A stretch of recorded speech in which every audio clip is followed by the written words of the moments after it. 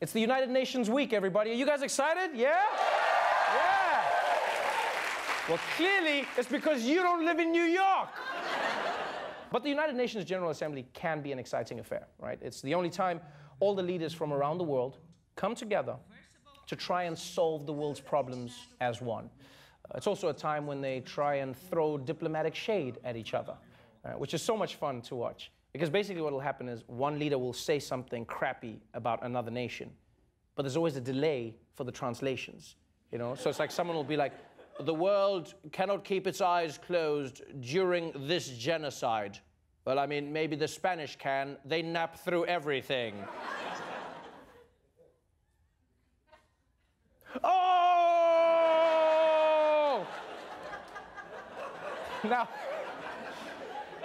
the big event today was President Trump's first address to the General Assembly, and expectations were high. President Trump set to address the UN General Assembly this morning. CNN is told the president will deliver a deeply philosophical address. That is what the White House is calling it.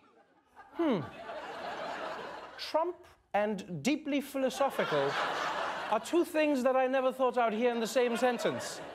Like, I can't imagine him being deeply philosophical.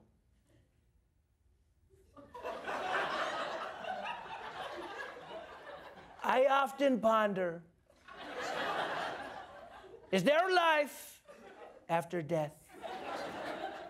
Because I'd really love to bang Marie Antoinette.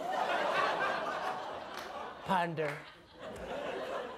So, would the president be deeply philosophical, or would he be Donald Trump? Well, this morning, we finally find out. We found out when he got up to speak in front of his most diverse audience of all time. Although Trump loves these foreigners because they've already pre-booked their tickets home. Now, President Trump's address included many familiar themes. You know, how great he's doing as president, how great the country's doing with him as president, how much he's president. Did I mention he's president? Oh, and military. The military's getting $700 billion. But the centerpiece for his speech was introducing the United Nations to the Trump doctrine. As President of the United States, I will always put America first.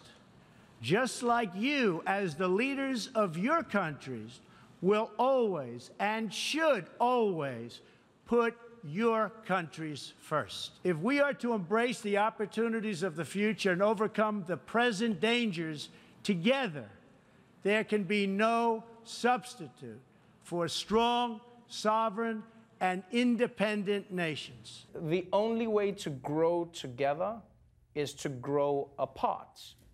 It sounds like Donald Trump is trying to break up with the UN without getting into a fight. I love you, I just don't love us. And maybe in time we can make it work.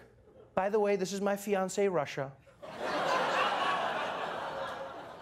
Now, many more conventional foreign policy minds may complain that this Trump doctrine is effectively relinquishing American global leadership. But there could be an upside.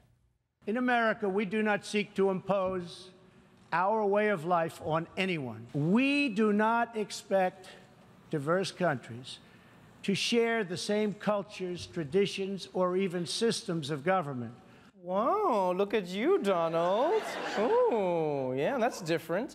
And I know for many people this stance may be disconcerting.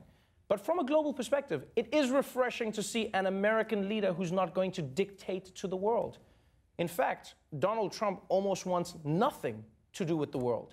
It's like Trump looks at the globe and all he sees is a map full of Erics. Nothing at all. Stay away from me. So Trump's new policy, that was weird, by the way. So Trump's new policy, no interfering in how other countries are run, unless he doesn't like how other countries are run.